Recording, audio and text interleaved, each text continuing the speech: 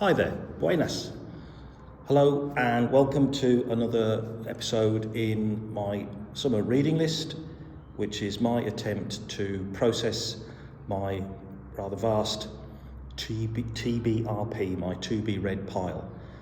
As I say on the videos, I suspect that like many of us, I have gone from being an avid book reader to being a book collector, book buyer, book stacker, and this isn't great because it gets on your conscience after a while. It's a tiny bit of a waste of money. It's a bit disrespectful really to the writers and the publishing industry, but most of all, you're missing out on potentially great books, great reads, great additions to one's life.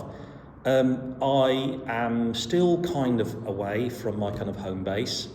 The last video I did was from that great English short story collection. I did that from my friends in Malaga. I'm doing this on my work trip to England this summer. My other job is as a teacher of English as a second language, and I'm at a summer camp with various teenagers from various countries, nationalities for the next few weeks. I've had time to, that has been quite busy, I have to say. I have had time to read a couple of books, and I want to do kind of basically 3 quick videos this morning to kind of catch up. I've been lent a book which my friend told me was very absorbing. It's promising, but it hasn't totally got me yet. And I was a bit naughty, and I did buy a book that I had sort of my eyes on for a while by a writer I really like. We'll process that as soon as we can. So also, I have no more particular updates on my ongoing eye situation, my left eye, my macular hole. I have a face-to-face consultation booked with the hospital eye department on the 12th of August. After that, I'll know a little bit more.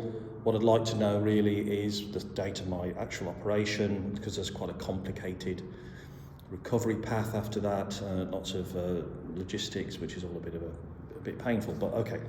So let me talk this morning about my 3 books. This is book 1 of 3. I did buy this. I bought this in the Waterstones in the O2 Centre in Finchley Road because I was going to be coming down to Brighton, and I thought, well, I want something that I can read on the train that will kind of absorb me, and it certainly does that.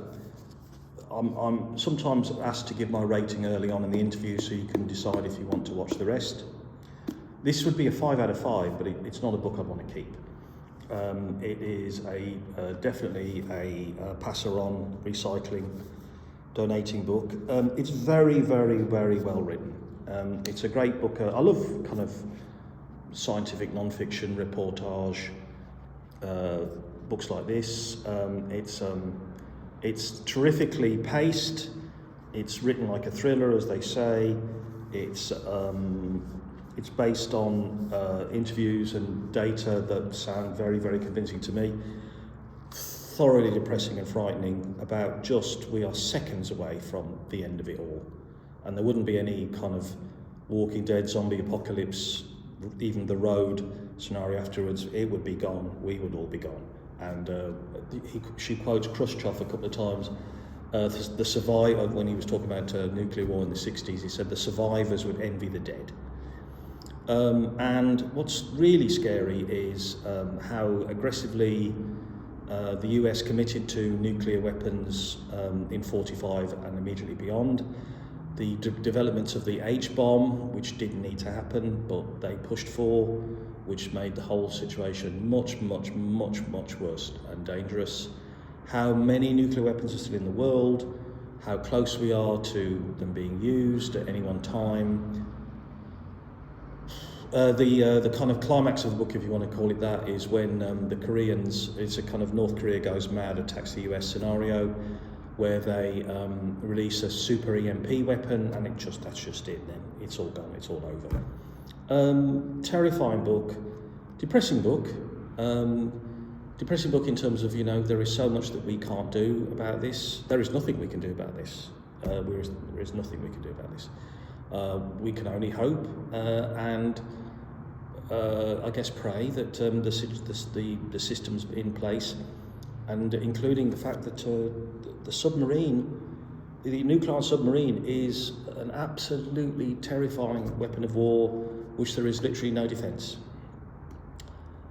I don't know what to go beyond that. I mean, I'm a child of the 60s and 70s and the 80s when we grew up convinced, terrified that nuclear war was imminent, and we were wrong, thank God.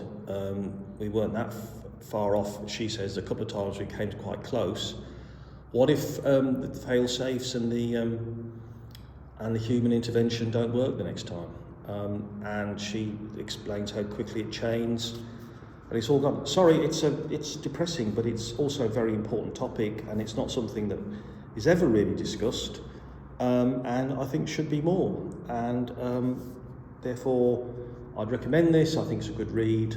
I think it's a scary read. I think it's a tough read, but I think we all should read. Well, not everyone should read this, right? That's a silly thing to say. I think this book deserves a lot of attention, and I think it's very good, but I'm happy to pass it on. Okay, that's my first review, guys. Thank you.